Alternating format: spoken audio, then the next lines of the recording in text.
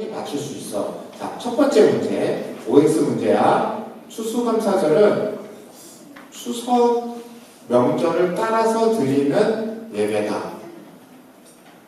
이해가 됐어? 눈빛 보니까 조금 애매하다 너희들. 손이 어디 갔어? 미안해. 까만 옷이 바뀌네. 그래. 자, 추수감사절은 우리나라 명절 추석을 따라 드리는 절기다. 자, OX에서 손을 들 거야. 잘 들어야 돼. 지금 하는 거 의미 없어. 손을 들어야 돼. 자, O라고 생각하는 사람 손 들어보세요. 자, X라고 생각하는 사람 손 들어보세요. 오케이, 좋았어. 이렇게 하는 거야. 자, 나오세요. 추수감사절은 구약에 있는 절기 중에 추수를 감사하는 초식절과 수장절을 따라서 드리는 절기다. 이해됐어? 한 번만 더 해줄 거야. 정신 바짝 차려야 돼. 추수감사 예배는 우리나라 명절이 아니라 구약에 있는 추수를 감사했던 초식절과 수장절을 따라 드리는 예배다. 자, OX. 자, 엄마 아빠 찬스 쓸 5초 줄게.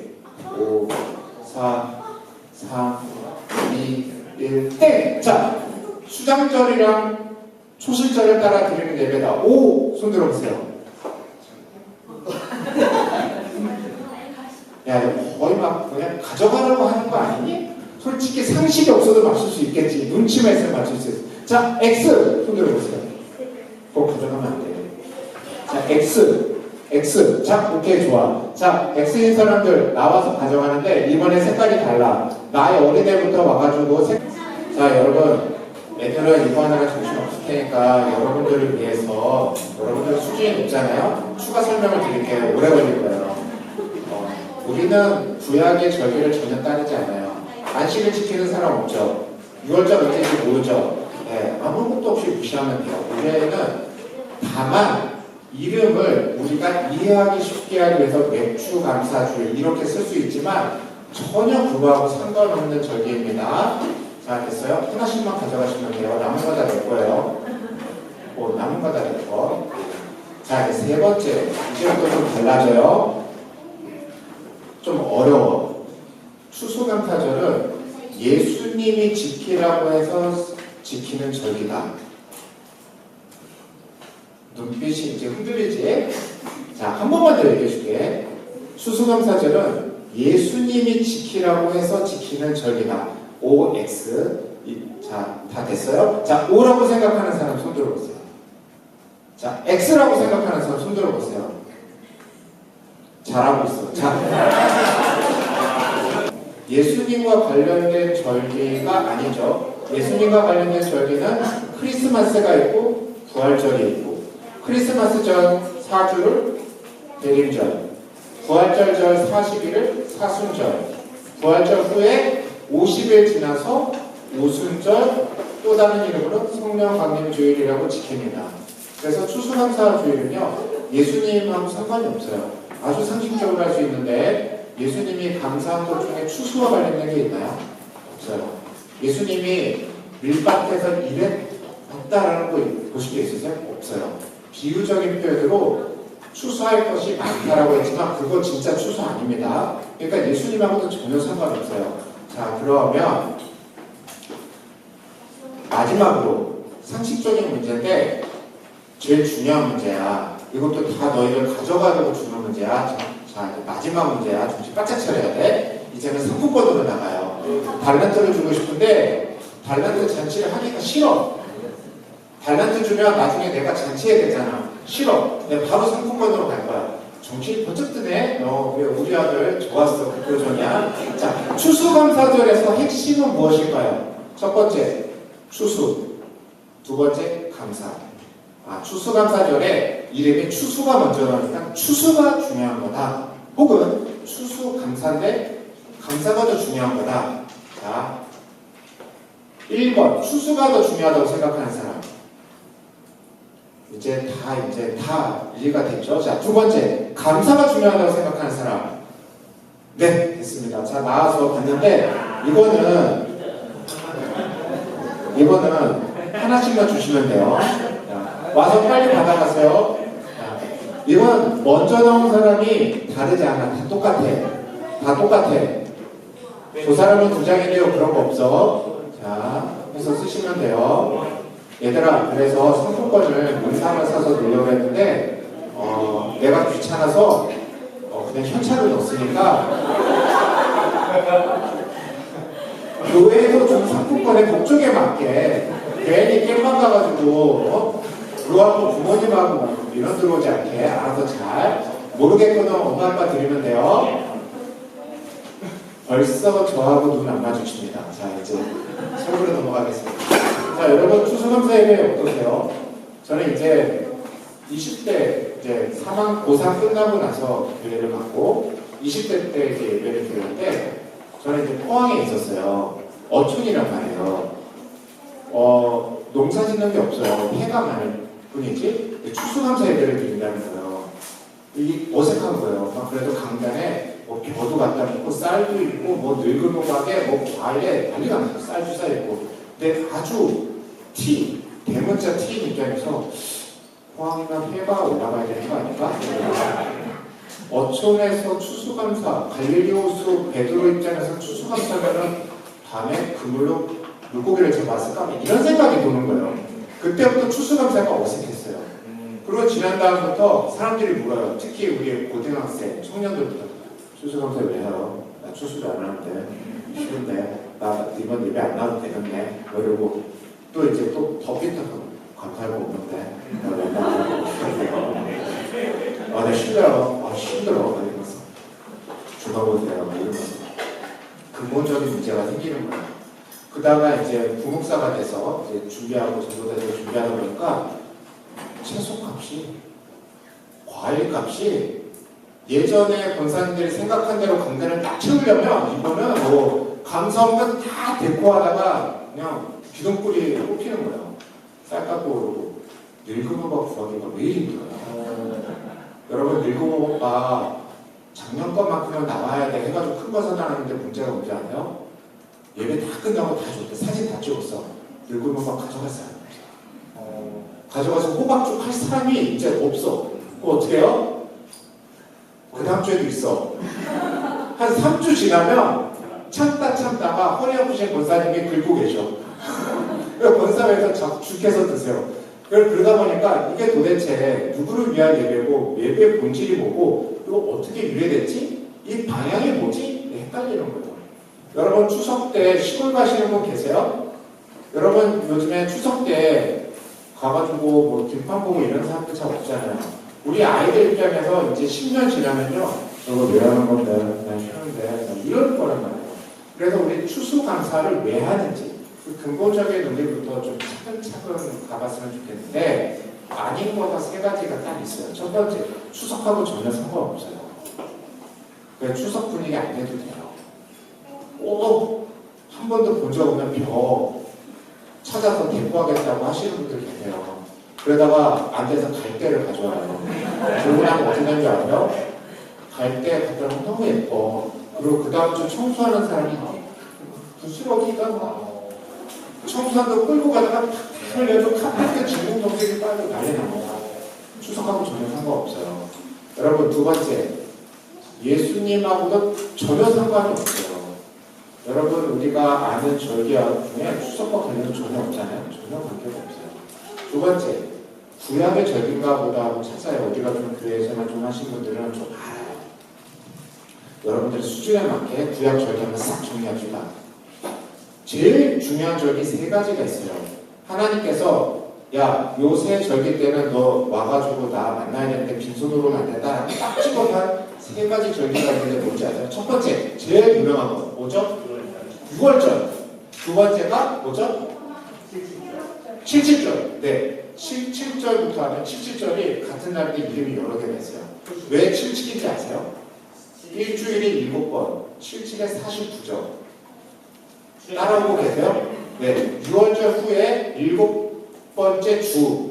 그러면 살짝 올리면 50이잖아요. 그래서 오순절이랑 같아요.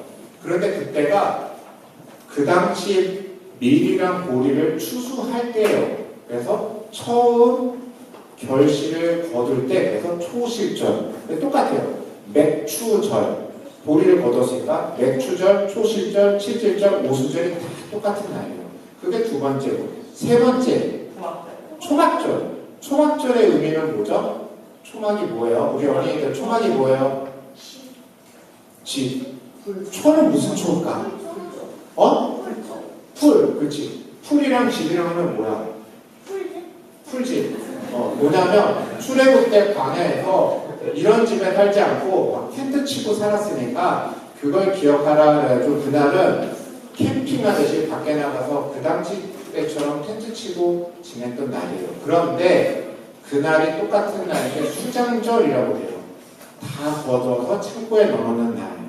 초실절부터 해가지고 밀, 보리를 추수하고 과일을 다 추수하고 이제 마지막 때예요. 지금 때예요. 좀 10월 말, 9월 말 때거든요. 그때 해가지고 끝나는 날. 그러니까 1년 농사 끝나는 날이에요. 그게 수장절입니다. 그런데 그게 추수감사하고 관련있을까요? 전혀 상관이 없어요. 여러분, 우리는 냉정하게 구약에 있는 절기를 싹 무시하고 삽니다.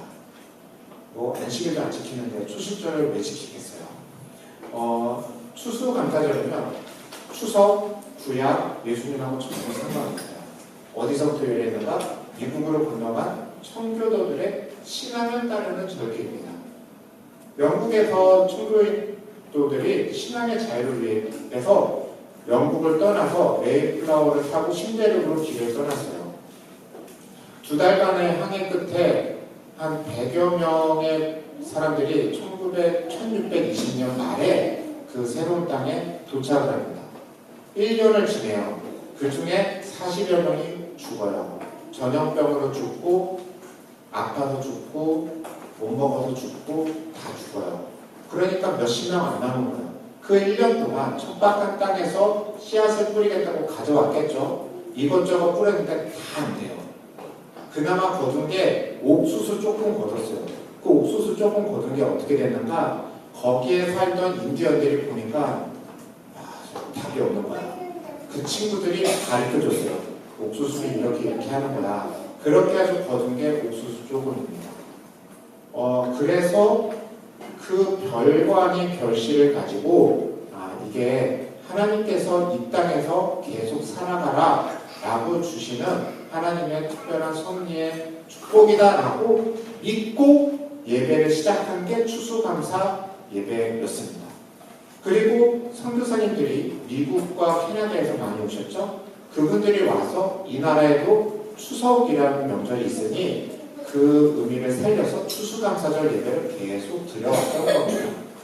그래서 추수감사절의 미래를 생각하면 추수감사 예배는 우리가 생각하는 상식적인 수준하고 완전히 다른 거예요. 크게 세 가지 의미가 있어요. 첫 번째, 추수감사 예배는요, 하나님께 복을 받아서 드리는 예배가 아니에요. 복 받았다고 하기에는 자기들은 같이 온 사람이 배에서 20명이 죽었고 와서 1년 동안 40명이 죽어서 절반 남았어요. 척박한 땅이에요. 등기도 되지 않았어요. 다 내가 읽어야 돼요. 집도 없어요. 다 만들어야 돼요. 환영하는 사람도 없어요. 인디언이 불쌍해도 옥수수 키우는 걸 가르쳐줄 정도였습니다.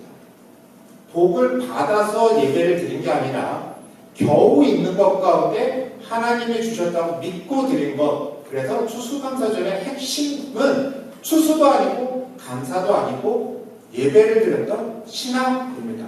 그걸 전수하기 위해서 추수감사 예배가 계속 이어지는 겁니다. 두 번째 의미는 추수를 감사하지 않는다는 거예요. 여러분, 뭐 있어야 감사하죠. 여러분, 우리도 사람이잖아요. 뭐 있어야 감사하지. 여러분, 아까 애들 줄 때 빼빼로 하나 주고 딱 끝났으면 좋네. 하나밖에 없네. 빨간색 있네. 나는 파란색 좋아하는데 삐죽삐죽거릴 거란 말이죠. 그렇죠? 우리는 탐욕스러워. 어느 수준 이상이 채워져야 그때부터 마음이 풀려. 감사라고 했을 때 그래 예배 가볼까 이런 생각이 들어요. 여러분, 근데 추수감사 예배는요, 추수를 감사하는 게 아니라 하나님을 감사합니다. 그 옥수수를 감사하는 게 아니라 새로운 땅을 감사하는 게 아니라 그러기에는 너무나 보잘것없어요. 그걸 주신 하나님이 모여서 하나님을 감사하는 겁니다. 세 번째, 하나님에게만 감사하지 않아요. 이게 좀 중요한 포인트예요. 알려진 바로는 그 추수감사 예배 때 옥수수를 가르쳐주고 도와줬던 인디언들을 초대해서 같이 파티했다고 해요. 어쨌든 인디언들과 함께 나누던 예배예요. 쟤네들은 불신자, 쟤네들은 지옥 갈 애들이야. 버려도 우리들만 예배를 그게 아니라 서로 주고받은 것에 대한 감사로 초대, 환대가 있었다. 이분들의 신앙이 담긴 말씀은 무엇일까? 그것이 전례되진 않아요. 그런데 제가 감사와 관련된 말씀을 찾다가 시편 100편이 이들이 드렸던 감사 예배 신앙이 잘 묻어있는 것 같아서 이 말씀이랑 같이 말씀을 나누고자 합니다. 시편 100편의 제목이 있어요. 여러분 성경책에 보면 성경책마다 원어를 그대로 성경 번역한 건 100편 옆에 감사의 시라고 되어 있습니다. 이 시는요, 감사가 목적이에요. 그런데 생각해보세요. 감사가 목적이면 감사의 시 있으면 여러분 어떻게 쓰겠어요? 아, 이래서 감사합니다. 이것이 감사합니다. 이렇게 나가겠죠. 아니, 이렇게 감사를 돌리겠습니다. 이게 정상이죠. 근데 보세요. 영어 성경에 쓰면 보세요. 명령어가 6개가 줄줄 이어져요. 1절에 찬송을 불러라. 영어로는 shout예요. 외쳐라. 이게 아니라 크게 소리를 지르는 거예요. 아까 여기 밴드들 쭉 해가지고 다 찬양했던 것처럼 크게 외쳐라. 거예요. 두 번째, 하나님을 섬겨라. 라는 거예요. 하나님께 나아가라. 세 번째. 네 번째, 하나님을 알아라. 또 4절에 반복돼서 하나님께 나아가라. 그리고 하나님께 감사하라. 마지막으로 하나님을 송축하라. 명령어로 끝나요. 감사하는 사람이 왜 명령을 하겠어요? 이 사람은 내가 받은 복에서 이거 감사해. 이게 아니라 이걸 통해서 하나님을 만났어요. 그래서 모든 민족들한테 누구에게나 감사하라 라고 명령을 할 정도입니다. 여러분, 추수와 관련된 내용도 없고 상식에도 맞지 않는 감사시가 추수감사의 신앙을 담고 있는데 어떻게 결부될까요? 좀 전에 전해드렸던 추수감사의 유래에 대한 세 가지 의미와 이 시의 의미를 함께 묶어서 한번 세 가지로 메시지를 전달해드렸습니다.